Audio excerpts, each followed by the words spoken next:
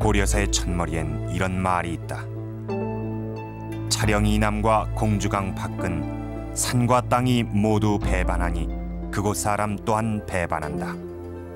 조정에 들어오면 별난을 꾀하고 임금이 행차하는 길을 막아 난을 일으키니 아무리 훌륭하더라도 벼슬을 주지 말라. 바로 태조 왕건이 남겼다는 후뇨 10조다. 과연 차령이남 공주강 바깥 지역, 다시 말해 호남 지역은 정말로 배반의 땅이었을까?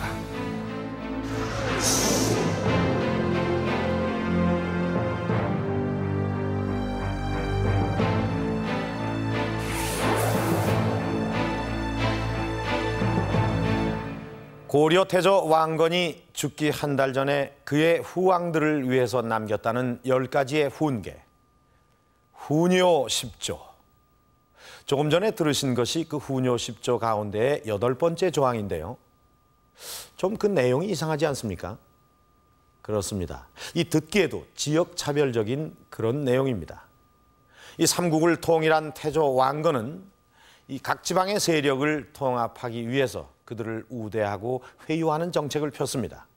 또 그들과의 확실한 연대를 위해서 혼인관계를 맺는 등 이 지역 화합의 노력을 평생에 걸쳐서 해온 그런 인물입니다. 그런 그가 이렇게 지역 갈등을 조장하는 내용을 과연 유훈으로 남긴 걸까요? 자, 이 문제의 8조항 외에 이 태조 왕건은 후뇨 10조에 어떤 내용을 남겼을까요? 그 내용을 한번 살펴보도록 하겠습니다. 먼저 후뇨 10조의 1조와 2조항입니다. 이 불교에 관한 것인데요. 절의 소유권을 놓고 싸우지 말고 절은 함부로 짓지 말라는 것이 그 내용입니다. 그리고 이 아들이 불초하다면 형제에게 그 왕위를 계승하라는 것이 3조입니다. 또 이 거란의 풍습은 배우지 말라는 것이 4조항입니다. 그리고 서경, 지금의 평양을 말하는 것이죠. 이 평양에서는 100일 이상 머물면서 연등회와 팔관에는 반드시 하라는 것이 5조와 6조의 내용입니다. 또 임금은 백성의 신망을 얻도록 하라는 것이 7조항입니다. 자, 이 문제의 8조항인데요. 이 차령 이남, 공주강 외의 지역은 배역의 형세이므로, 그러니까 후백제 지역, 즉 호남 지역 출신에게는 벼슬을 주지 말라는 것이 그 내용입니다. 또 강하고 악한 나라인 이 거란을 경계하라는 것이 9조입니다. 마지막으로 학문에 힘쓰라는 것입니다. 이렇게 후뇨 10조는 이 불교와 풍수 그리고 반거란주의가 주 내용을 이루고 있습니다. 지금까지 이 후뇨 10조의 내용을 쭉 살펴봤습니다. 그런데 이 8조항에만 문제가 되는 지역차별적인 내용이 담겨 있습니다. 지금까지 이 지역차별의 원천적인 근거로 이 후뇨 10조가 거론돼 왔는데 오늘 우리는 이 왕건의 생각과는 달리 이 후뇨 10조는 조작된 것이 아닌가 하는 그런 문제를 제기해 보려고 합니다. 왜냐하면 이 후뇨 10조에는 이해할 수 없는 그런 의문점들이 발견되고 있기 때문입니다. 여기 이 8조항에 차령 이남 공주강 외에는 배역의 땅이라고 지목을 하고 있습니다. 과연 그럴까요? 그럼 먼저 이 배역의 땅으로 지목되고 있는 차령 이남 공주강 외에는 구체적으로 어느 곳을 가리키는지 그곳을 한번 찾아가 보도록 하겠습니다.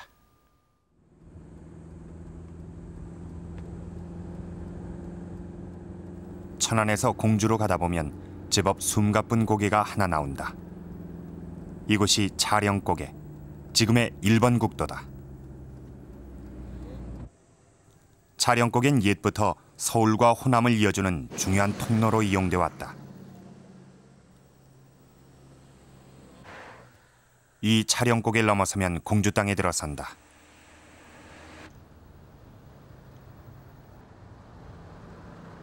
고개를 지나자마자 보이는 널따란 강이 바로 공주강, 지금의 금강인 것이다. 차령 이남과 공주강 밖은 따라서 옛날 백제 땅이 시작되는 경계인 것이다.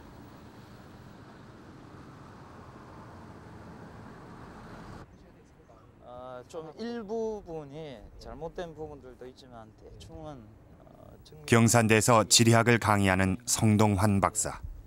그는 풍수지리를 연구하는 소장학자다.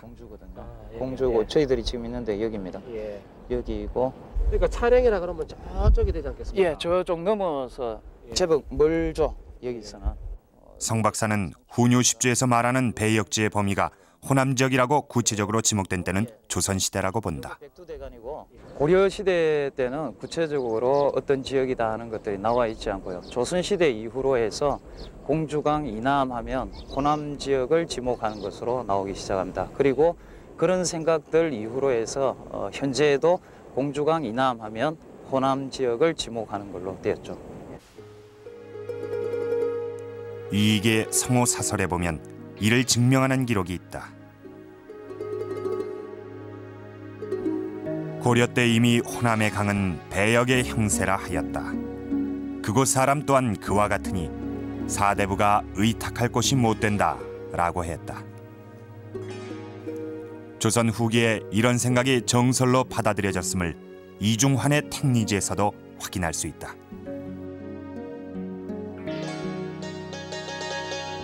전라도는 원래 백제의 땅으로 땅과 물이 모두 배역한다.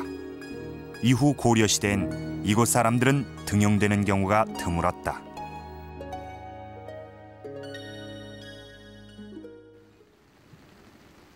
도대체 풍수지리로 볼 때 땅과 물이 배역한다는 것은 무엇을 말하는 것일까?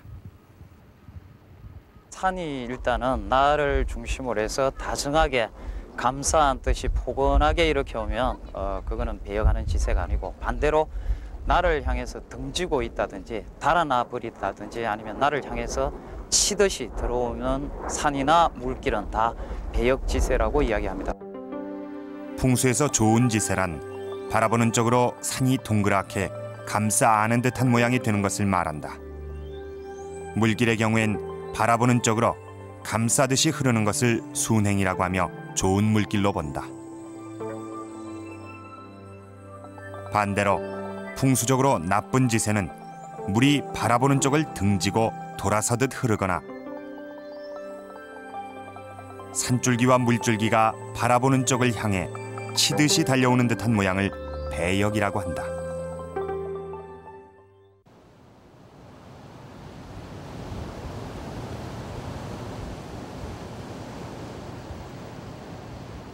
훈요 10주에서 지목한 금강은 어떻게 배역한다는 것일까?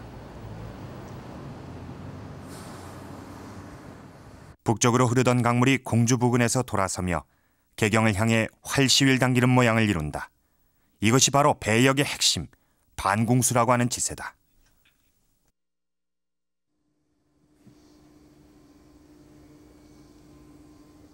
그렇다면 고려시대의 반공수는 여기 금강밖에 없는 걸까?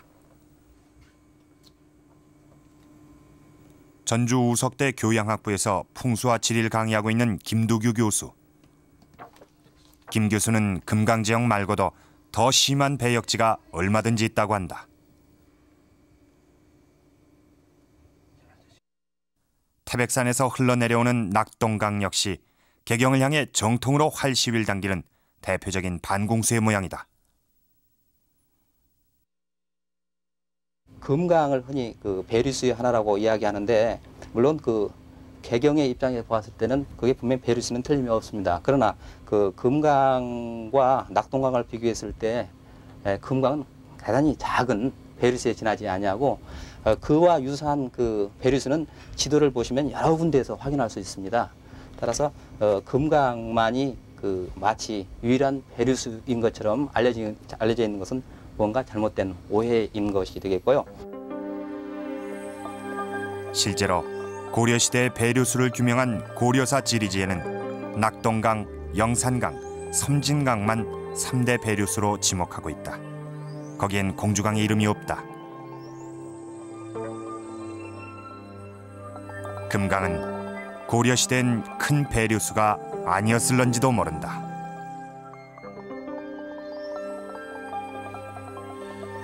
보셨다시피 이 고려시대 3대 배류수에는 여기 이렇게 분명히 금강은 빠져 있습니다.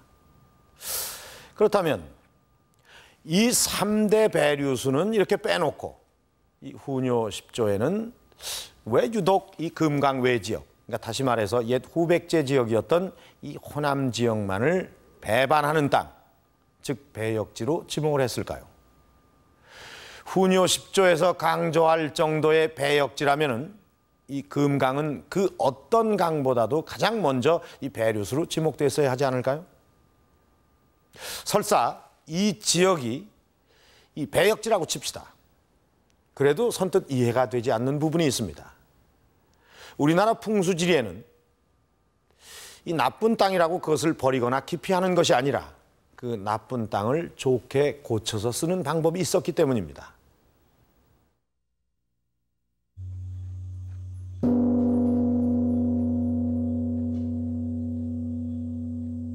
호남 제1의 풍수를 지녔다는 조계산.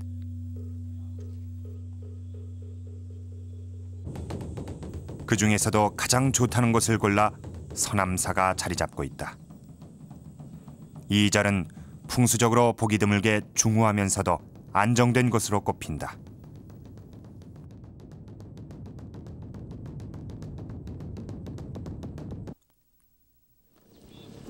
절의 중요한 물건들을 보관하는 창고에 서남사가 명당에 입지했다는 것을 알려주는 한 장의 오래된 그림이 있다.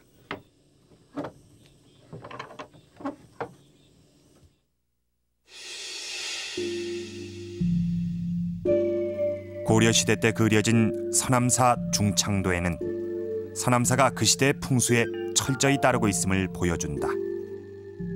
장군대좌의 형국으로 호남의 으뜸 명당이라는 서남사.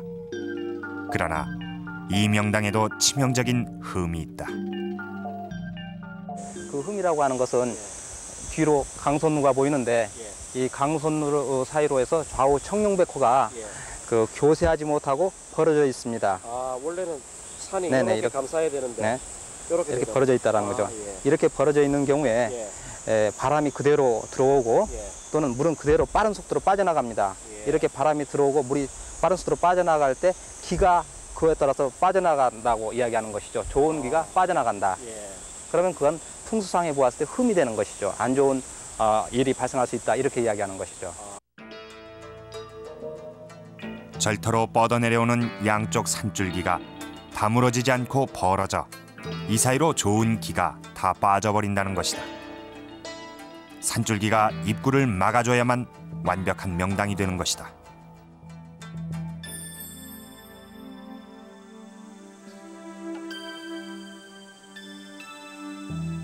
이런 서남사터 문제의 해결책이 바로 이 누각이다.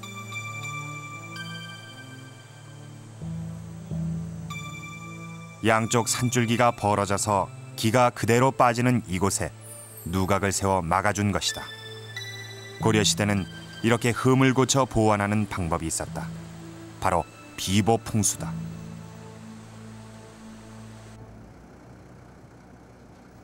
이런 비보풍수는 마을에서도 쉽게 찾아볼 수 있다.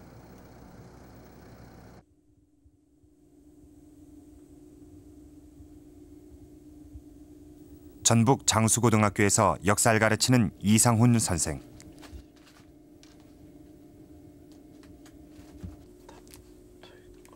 그는 전북 진안 장수 일대 수백 마을을 일일이 돌며 마을에 깊숙이 뿌리 내린 풍수를 밝혀내고 있다.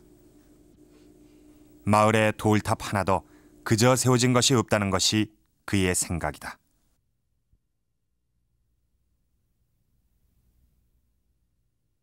전북 진안 노채마을. 인구 200명 남짓의 전형적인 산골 마을이다.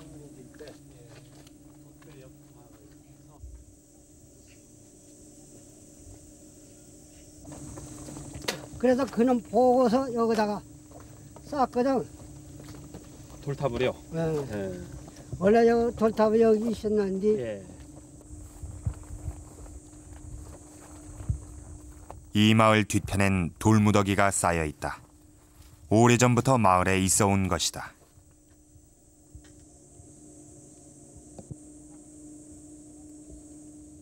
그런데 그 돌탑을 누군가가 허물어버렸다. 그리고 이 마을엔 계속해서 불상사가 발생했다. 그래가지고 가서 잡아오고 그래가지고 할 수 없이 둘 죽었지. 하나는 장례가고 죽고 하나는 총각으로 죽고. 그래서 이걸 다시 쌓으면 다시 샀지. 그러면 나쁜 일이 없습니까? 그 전에는 없었지. 그전에는 이제 그러고 나서는 나쁜 일이 없습니까? 왜 마을 사람들은 이 자리에 돌탑이 없으면 좋지 않은 일이 생긴다고 믿는 것일까? 그래서 이제 그 사람이 이놈을 사가지고. 문제는 마을 뒷산. 마을로 내려오는 주맥의 옆을 다른 맥이 찌르고 있다. 이 치명적인 풍수를 해결한 것이 바로 돌탑인 것이다. 마을로 내려가는 이제 주맥을 갖다 이제 치는 형국을 갖다 이루고 있어요. 이런 경우에 이제 마을이 이제 안 좋다고 이러거든요. 네, 이럴 경우에 이제 좌엽에 해당하는 그 끄트머리에 그 길을 갖다 이제 누르기 위해서 이와 같이 돌탑을 갖다가 이제 쌓게 됩니다. 흔히 그걸 갖다 이제 풍수에서는 갖다 이제 진압 풍수라고 이제 이야기를 합니다. 뭘 진압을 한다. 네, 누른다라는 개념이죠. 비보 풍수가 민간 마을에서조차 자연스럽게 행해졌다면 국가 차원의 것은 없을까?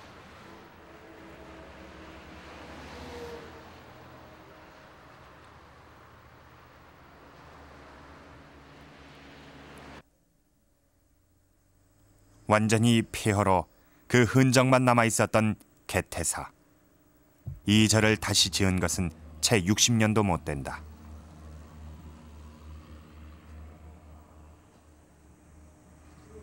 여기 창건 당시 절의 규모를 짐작하는 것이 있다. 고려시대 것으로 알려진 무쇠냄비다. 지름이 3m, 높이가 1m인 이 냄비는 동양에서 제일 크다. 속담에 내려오기는 중들이 장 끓여 먹던 냄비라고 그래요. 뭐 된장국 같은. 네, 된장국 끓여 먹던 냄비. 이게 400명 이상 1,500명까지 끓여 먹었다는 거예요. 1,500명까지요? 예. 개태사에서 우리 개태사를 창건하면서 갖다 놓은 거니까. 그 중들 장 끓여 먹던.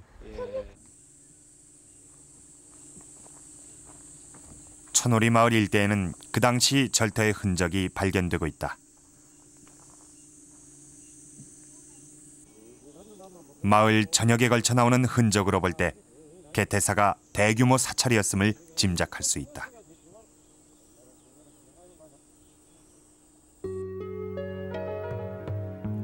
동국여지 승남에 개태사의 창건에 관한 기록이 있다.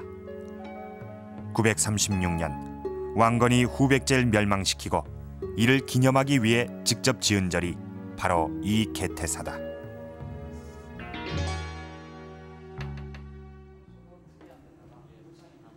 여기 모셔져 있는 세 개의 돌미륵불을 눈여겨볼 필요가 있다. 손과 발이 유난히 큰 것이 이 석불상의 특징이다.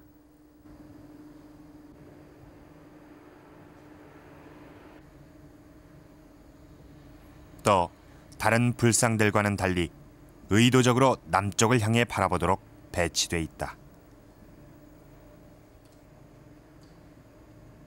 중심 영역에 해당되는 절이 남쪽으로 바라보고 있거든요. 그래서 일반적인 배치하고는 상당히 다르기 때문에 이 비보적인 의미가 있다고 볼 수 있는데, 그 비보적인 의미는 일단 이 지역이 군사적인 요충지고, 그리고 많은 사람들이 병사들이 여기서 죽었죠. 그러니까 그런 원원들을 달래고, 그리고 민심을 수습하면서 또 한편으로는 이 고려라는 이 힘이라든지 권위 이런 것들을 과시하기 위해서 사찰을 여기에 짓고 방향도 이쪽으로 바라보게 했죠.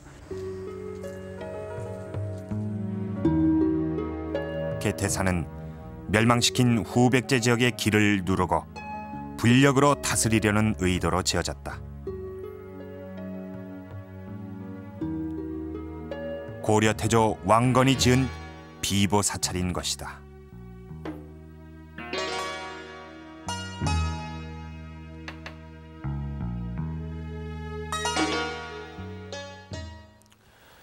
산천에 흠이 있는 곳이면 절을 지어서 그것을 보완해주고, 또 산천에 기세가 세다 싶으면 불상을 지어서 그 기세를 눌러주고, 또 산천에 기운이 빠져나간다 싶으면 탑을 짓거나 해서 그것을 막아주면 이 나쁜 땅도 좋게 고쳐지는 것이죠. 이렇게 이 나쁜 땅이라고 해서 그것을 버리거나 기피하는 것이 아니라 이 좋게 고쳐서 쓰려는 생각, 이것이 바로 고려시대의 비보풍수인 것입니다.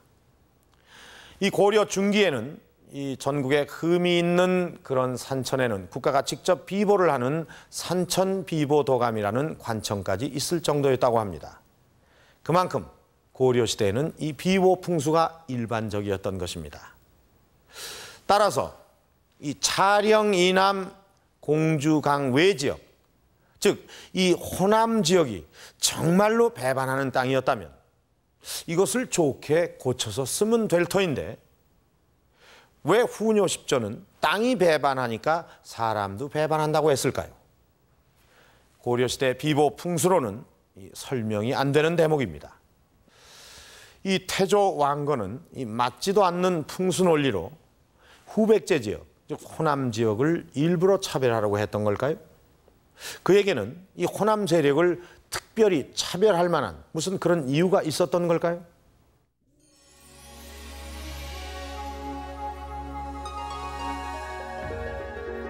전라남도 광양 옥룡사 절터.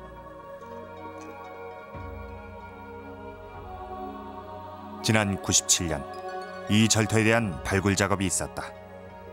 절의 건물질을 확인하는 과정 중 예사롭지 않은 물건이 출토됐다. 2m 50cm 크기의 부도가 서 있었다는 자리.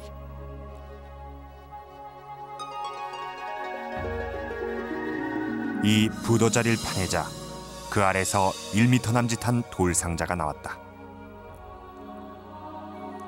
관으로 보기엔 너무 작은 이 돌상자의 덮개를 드러내자 그 안엔 완전한 성인의 인골이 들어 있었다.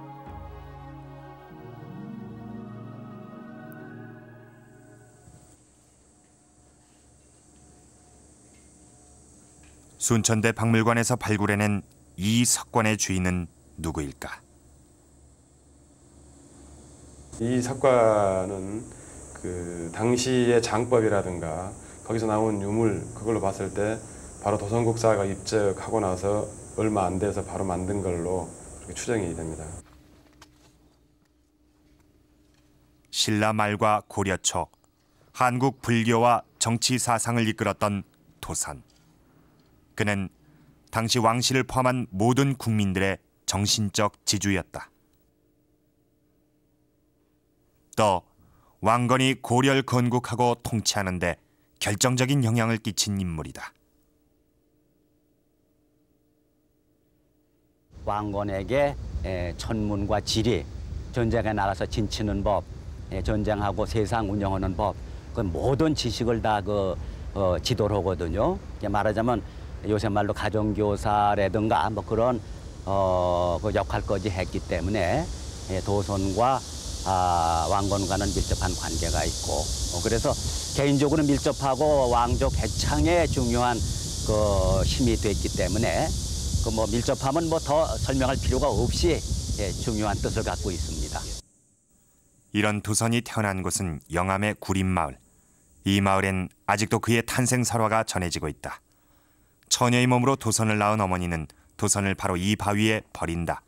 그러나 비둘기 떼들이 아기를 감싸고 지켜준다. 이를 기이하게 여긴 어머니가 다시 열심히 키웠다는 것이다. 그 후로 성장해서 이 양반이 이제 도성국사가 되는 것이죠. 그 후로 이 바위를 국사가 난 자리라 해서 국사암이라 부르고, 이 전체의 마을을 구림이라고 부른 이유가 비둘기 구자, 숲을 임자 이렇게 따서 부르고 있습니다. 그래서 구림 마을. 예. 그렇다면 도선은 배역의 땅에서 나온 인물이 되고 마는 것이다.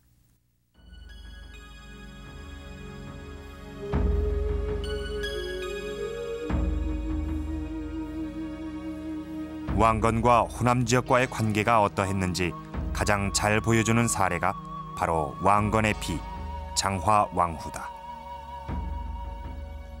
나주 점령 후 왕건은 이 지역 호족의 딸인 장화왕후를 비로 맞는다. 그리고 그녀와의 사이에서 난 아들 혜종을 그의 후왕으로 정한다. 이것은 왕건이 집권한 뒤에도 호남 세력의 지원을 강력하게 받았다는 것을 의미하는 것이다. 왕건이가 후삼국을 통일했지만 사실 초기에는 강력한 왕권을 행사하지 못했지요.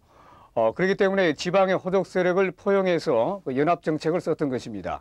왕건의 가장 강력한 도전 세력이었던 이 후백제 지역을 포섭하고 아우르기 위해서도 이 지역의 가장 강력한 호족 세력과 연합할 필요가 있었던 것입니다. 나주 출신의 오씨 다인군의 딸을 장왕으로 삼았고 그 사이에서 난 아들을 이대 혜종으로 삼았던 것도 다 그런 배경이었던 것입니다. 특히나 이 지역이 이 경제적으로나 군사적으로 요충지였기 때문에 왕건으로서는 그러한 필요성이 더욱 강했다고 볼 수 있습니다. 고려사는 호남의 중요성을 이렇게 기록하고 있다. 태조께서는 수군으로 나주를 점령한 뒤 그 바다와 섬의 이익을 모두 얻었다. 그 재물의 힘으로 삼한을 통일할 수 있었다. 고려 건국의 가장 큰 힘은 바로 호남 지역에 있었다.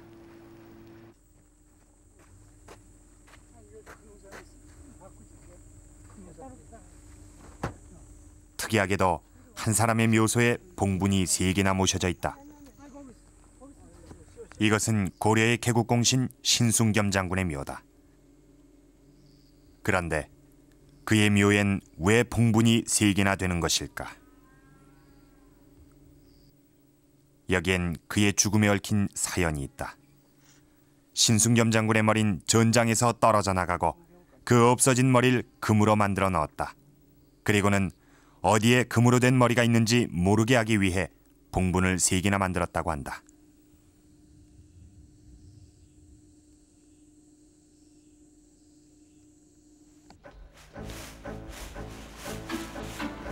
신라의 요청으로 팔공산에 출격한 왕건은 후백제군의 복병에게 포위당하고 만다.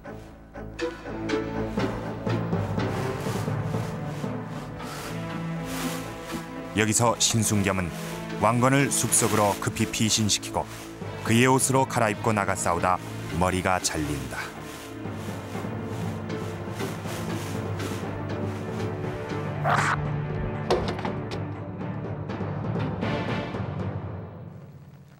왕건은 신순겸의 장한 죽음을 기려 장절이란 시호를 내리고 그의 머리를 금으로 만들게 하고 자신의 묘자리를 내준다. 왕건의 목숨을 구한 개국공신 신순겸. 그가 태어난 곳은 전라도 곡성이다.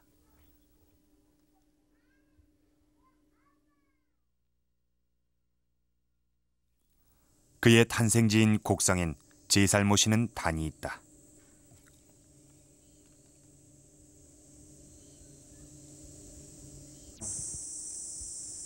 나는 요 책에서 본 게 아니고 것인데 지금 이거 정정이 아닌데. 장절공 신순겸은 평산 신시의 시조가 되고 고려가 망할 때까지 그는 개국공신으로 추앙된다.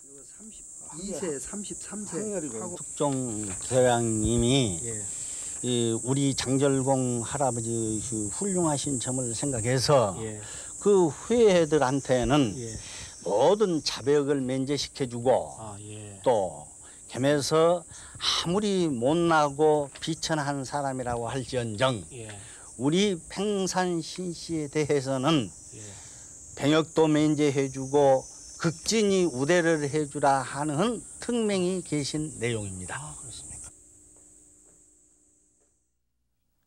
고려 500년의 공덕을 쌓은 신순겸. 그 후손들은 고려를 이어 조선시대까지 후한 음덕을 입는다. 그 왕건은 개경 출신으로서 고려를 건국하지만 그의 지지 기반은 나주를 중심으로 한 호남 귀족 세력들이 절대적이었습니다. 그렇기 때문에 결국 이대 혜종도 그 오씨녀 사이에서 난 아들인데 이렇게 볼 적에 그가 유언으로서 호남 지역을 차대하라고까지 남길 만한 이유는 전혀 없는 것이죠. 왕건이 나라를 세우는 데 결정적인 역할을 한 것은 호남 지역 사람들이었다. 이들이 없었다면 왕건은 삼국을 통일할 수 없었다. 이 태조 왕건의 호남에 대한 애정을 알 수 있는 기록이 하나 있습니다. 이 태조 왕건이 한 말입니다. 그 나주의 40여 개군은 오랫동안 나의 울타리와 같은 곳으로서 나를 잘 따랐다라고 말을 했습니다. 이 왕건은 나주와 그 주변 지역을 울타리로 여길 정도로 아주 각별하게 생각을 했던 것이죠. 왕건은 이 호남 지역 사람들을 다른 지역 사람들과 차별 없이 등용을 했고 측근에 두어서 아주 신임을 했습니다. 그렇다면 후뇨 10조 제8조항 호남 지역 사람들은 관직에 두지 말라고 한 이 조항은 왕건 스스로도 지키지 못한 셈이죠. 자, 이 후뇨 10조는 이 중심장지라는 말로 끝을 맺습니다. 중심장지, 말 그대로 마음속 깊이 새겨서 따르라는 뜻입니다. 태조 왕건은 스스로는 지키지 못했지만 과연 이 후대 왕들은 이 후뇨 10조를 지켰을까요? 전라도 영암의 구림마을.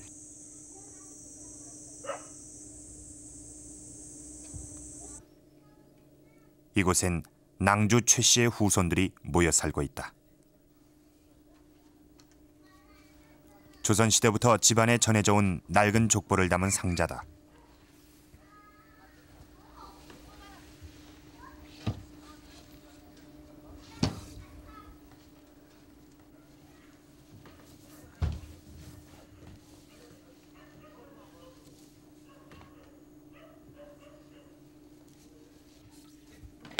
이들 낭주 후손들은 집안의 어른 모시듯 족보를 소중하게 다루고 있다.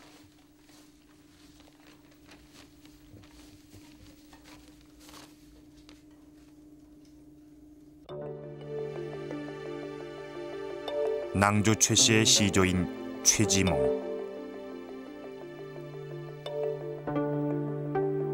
이 사람은 전라도 영암이 고향이다.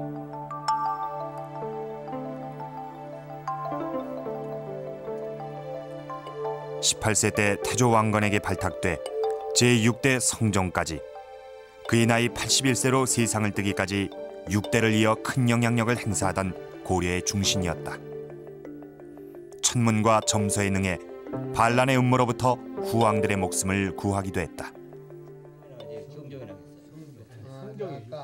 아까 저 경종이 그렇게 해주셨는데 성종 때 성종 때 돌아가시고 경종이 그렇게 그래서 돌아가셨을 때 성종께서 국장으로 모시게 하고 하사품으로는 쌀 300서, 보리 200서, 다 300가, 향 20근을 하사해 주셨습니다. 그래가지고 경종 종묘에 같이 배양토록 해주셨습니다. 살아서는 6 임금의 중신이었으며 죽어서는 고려의 사직에 향이 모셔질 정도로 후한 대접을 받은 최지몽. 그는 호남 출신이다. 후뇨 10조의 내용대로라면 있을 수 없는 일이다.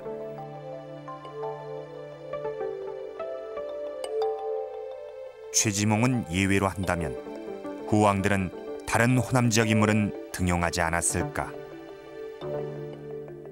그렇지를 않습니다.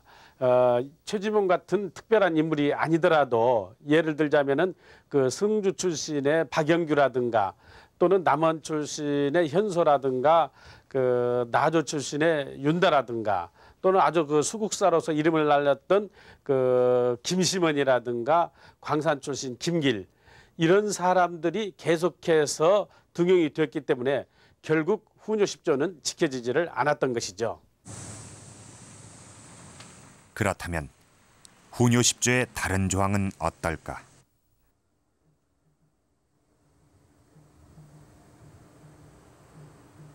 경북대학교 사학과의 문경현 교수.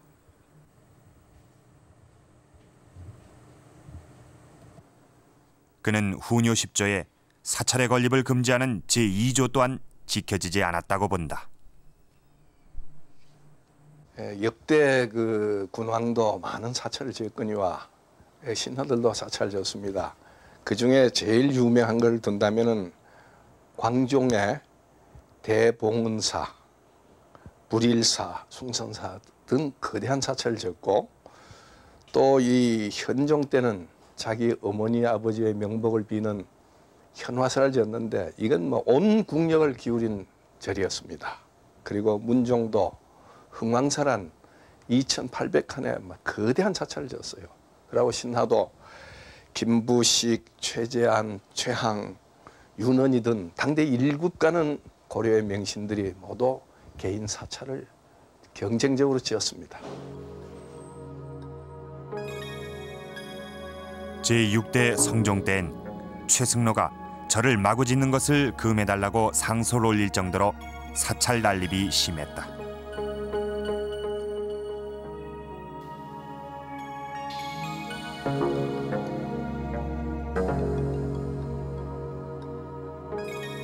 또 반드시 하라고 한 5조와 6조의 연등회와 팔관회를 후왕들은 금지시켰다.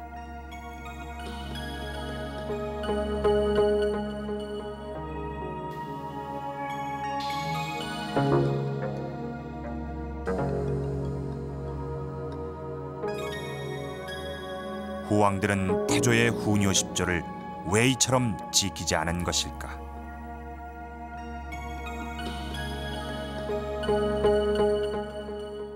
태조 이후 고려 왕들이 이 후뇨 10조의 내용을 몰랐기 때문에 그렇습니다. 알고서야 그걸 안 지킬 리가 없습니다. 태조의 유훈이라고 하는 것은 고려 왕조의 커다란 지침입니다. 그리고 헌법과 같은 겁니다. 그것을 안 지키실 이유가 없습니다. 그리고 성종 때 그 유명한 최승로의 그 5조, 5왕조를 비평하는 그 봉사에서도 여기에 대해서는 한마디 내용의 언급이 없습니다. 그걸 보더라도 아마 이게 나오기 전까지는 고려 왕조 내에서는 존재하지 않았다 이렇게 보여집니다.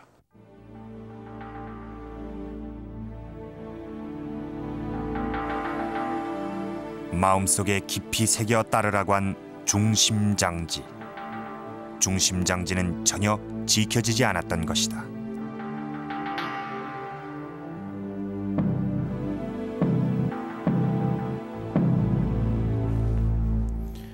이 후왕들은 전혀 태조 왕건의 유훈을 따르지 않았습니다.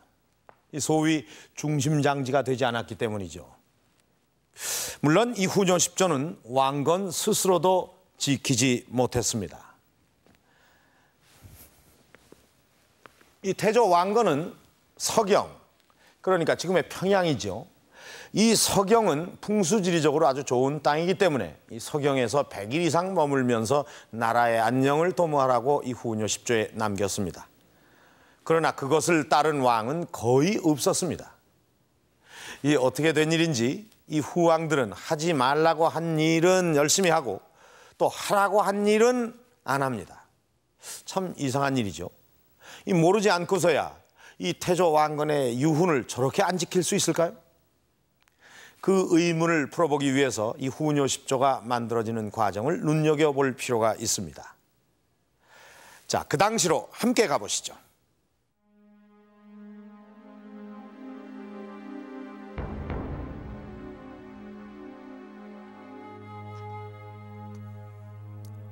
통일의 대업을 이룬 고려 태조 왕건. 그도 이제 늙고 병들어 역사 속으로 저물어가는 인물이 되고 있었다.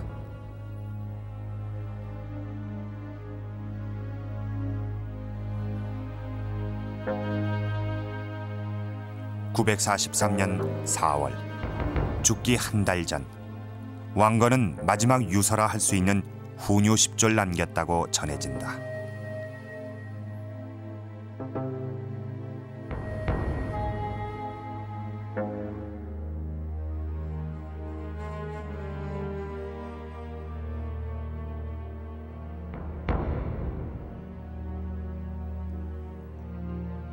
내전으로 불려가 왕건의 구수를 받아 적은 이가 박술희라고 역사는 기록하고 있다.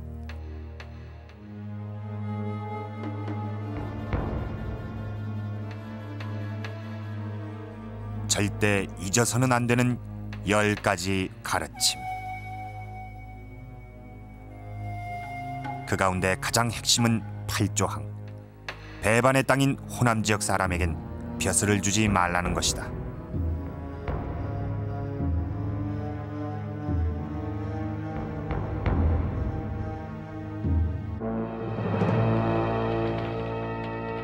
그러나 그것이 기록됐을 왕실 자료는 1010년 거란의 침입으로 모두 불탄다.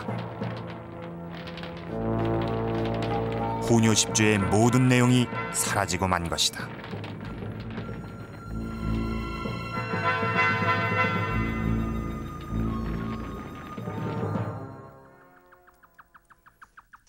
이렇게 사라져버린 후뇨 10조의 내용이 어떻게 다시 살아나게 됐을까?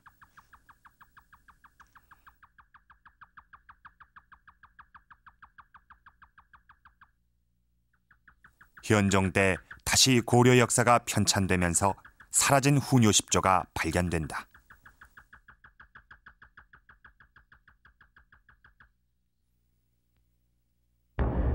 후뇨 10조를 발견한 사람은 최재안, 신라 경주 출신으로 실록 재편찬에 참여했다.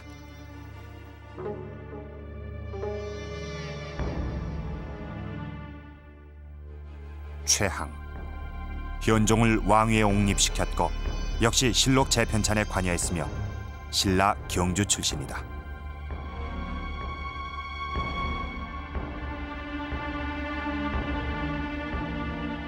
후뇨 10조는 공교롭게도 현종의 측근인 최재안과 최항에 의해 알려진 것이다.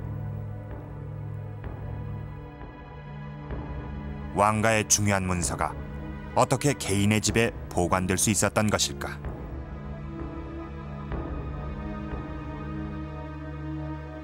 이것이 세상에 알려지게 된 것은 8대 현종 때입니다. 그것은 그 최승로 아들인 최재안이라는 사람이 최항의 집에 그 소장되어 있음을 발견하고 현종에게 바침으로써 그때부터 알려지게 됐단 말입니다. 그러면 이 현종 그 이전까지 7대 실록이 다 불타서 없어버렸기 때문에 그 시점에서는 새로 그 역사를 써야 할 바로 그 시점인데 어떻게 그것이 개인의 집에서 극비문서 중에 극비문서라고 할 수 있는 후뇨 10조가 발견됐다고 하느냐. 그 발견된 시기가 너무나 절묘단 말이죠. 여기에서 그 후뇨 10조에 대한 그 의문점이 시작된다고 봐도 좋을 것입니다. 왕건이 남긴 후뇨 10조가 실제로 존재했다는 증거는 없다. 여기에 역사의 비밀이 숨어 있다.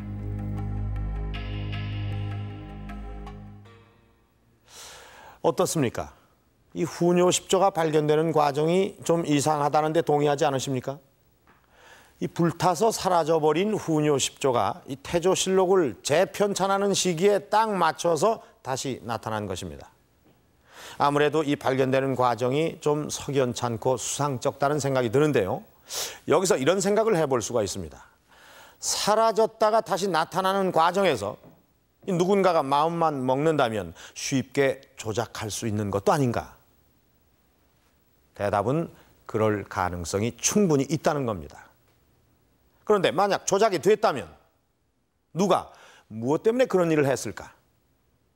이제부터 그 비밀의 고리를 하나씩 풀어보도록 하겠습니다. 이 후뇨 10조가 처음 발견된 때인 현종 시대로 돌아가 보겠습니다.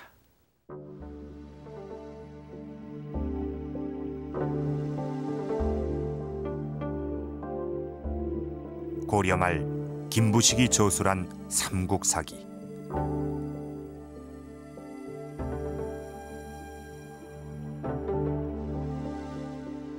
이 책의 신라 본기에는 현종의 혈통과 관련된 의미심장한 구절이 있다.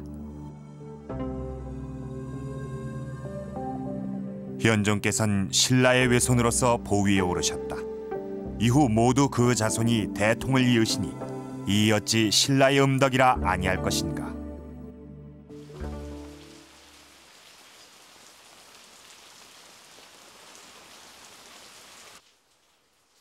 보통 외가 쪽 혈통을 강조하는 예는 드물다. 그런데 현종의 경우엔 외가 쪽 혈통이 지나치게 강조되고 있다. 농업경제학자이며 고대사를 연구하는 김성호 박사. 그는 이 점을 이렇게 분석한다.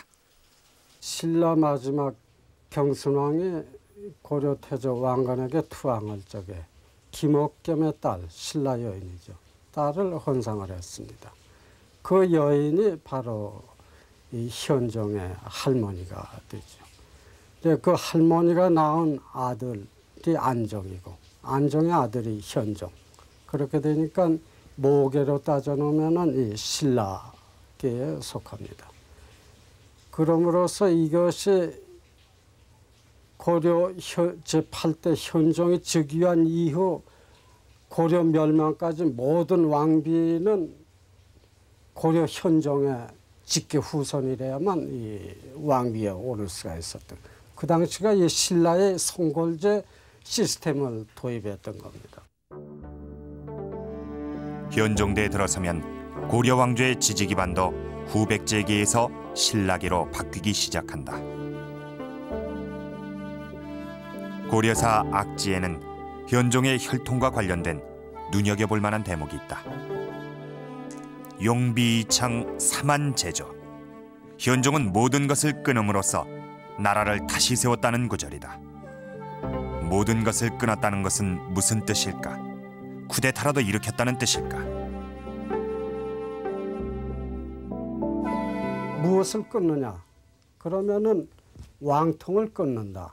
그 왕통은 북의 왕통이 아니라 목의 왕통을 끊는다는 얘기였습니다. 정권이 바뀐다고 요새 말로 하면은 그렇게 말씀드릴 수가 있는데 이거는 왕실의 혈통이 바뀐다는 뜻입니다.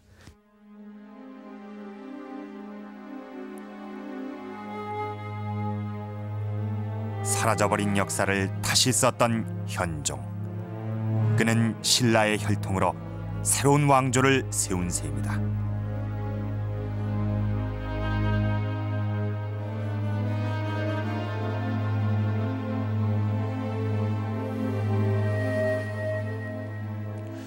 현종은 과연 용비창 삼한제조, 다시 말해서 고려의 혈통을 끊고 신라의 혈통으로 다시 삼한을 이루려고 한 것일까요?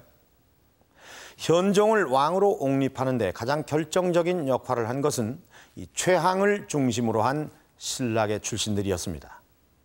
그리고 이 후뇨 10조를 발견한 최재하는 이 현종의 신임을 전폭적으로 받았던 역시 신라 혈통의 경주 출신이었다는 점을 주목해야 할 것입니다. 이 과정에서 이 후백제 중심에서 신라계 중심으로 세력 바꿈이 일어나게 됩니다. 그렇다면 이렇게 세력 교체가 되는 과정에서 이 정치권의 세력 확보를 위한 수단으로 이 후뇨 10조는 조작되고 이용된 것일지도 모를 일입니다. 이 지금까지의 과정으로 봐서 이 현종 때 조작된 것이 아닐까, 그 혐의는 현종에게로 모아지는데 과연 이 후뇨 10조는 현종과 그의 측근들에 의해서 조작된 것일까요? 아니면 또 다른 누군가에 의해서 조작된 것일까요?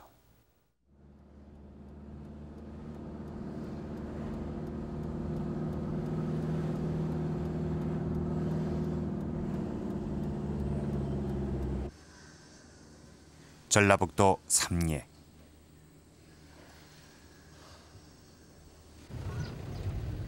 제8대 현종은 거란의 침입을 받고 급히 피난길에 오른다. 초라한 행색의 현종은 이곳 삼례역에서 전주절도사 조용겸에게 뜻밖의 봉변을 당한다. 지금은 교회가 들어선 이곳에서 현종이 당한 예사롭지 않은 봉변을 역사는 어떻게 기록하고 있을까? 전주절도사 조용겸, 야복, 영가, 박섬, 주알. 그러니까 그 현종이 삼례에 이르렀을 때 이제 전주절도사 조용겸이 관복이 아닌 그 야복, 그 평복을 입고 역청사로 막 북을 치고 또 이 소리를 지르면서 그 침입하려고 하니까.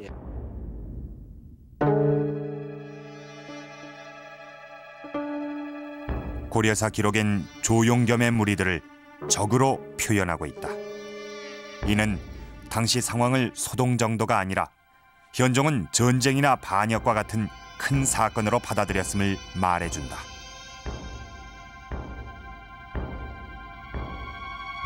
임금의 행차를 가로막은 삼례 지역에서의 이 봉변은 현종에겐 예사롭지 않게 기억됐을 것이다.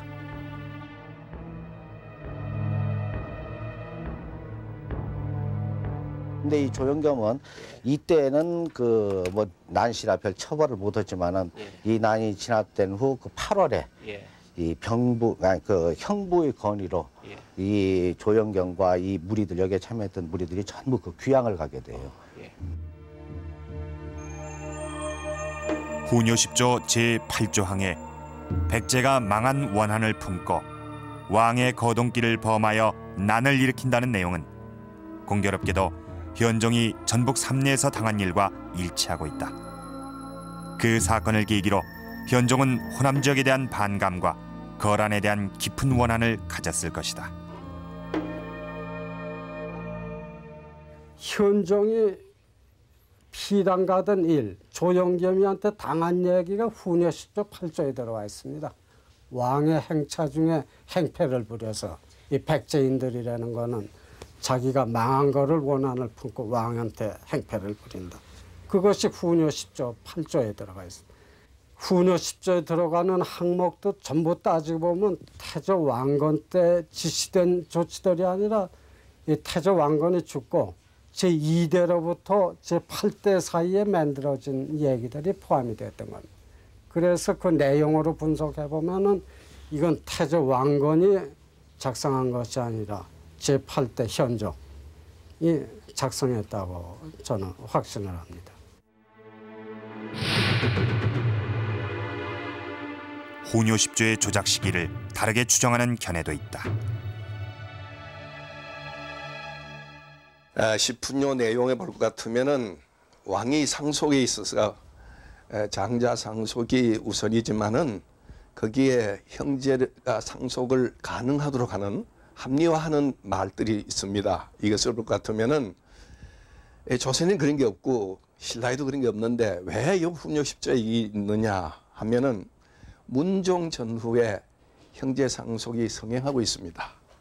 이걸 볼 것 같으면은 국왕의 형제 상속을 합리화할 필요성이 있는 시기에 이것이 만들어졌다고 보여집니다. 그렇다면은 정종 말년이거나 문종 초년에 해당한다고 추정이 됩니다.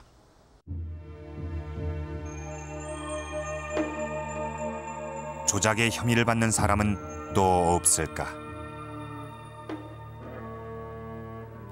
신라 중심의 사관인 삼국사기가 쓰여진 때를 주목해야 한다는 견해도 있다.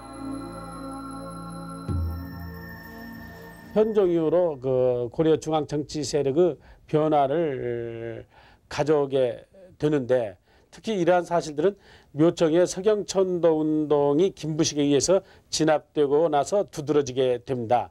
결국 이러한 시대적 배경 속에서 신라에서 통일신라 고려로 이어지는 역사 계승 의식이 일어나게 되고 이러한 것을 바탕으로 해서 김부식의 삼국사기도 쓰여지게 되는 것입니다. 이런 과정 속에서 백제계 인물들이 대체적으로 밀려나게 되고 경주계 인물들이 등장이 되게 되는데 만약에 후뇨 10조가 유작이라면은 이러한 시대적 배경 속에서 즉 김부식이 삼국사기를 쓰던 그런 시대적 상황 속에서 일어난 일이라고 하겠습니다. 왕건의 시대적 상황과 후뇨 10조의 내용은 일치하는 점이 거의 없다. 그렇다면 백제계 축출이라는 정치적 목적에 의해 역사는 왜곡된 것인가?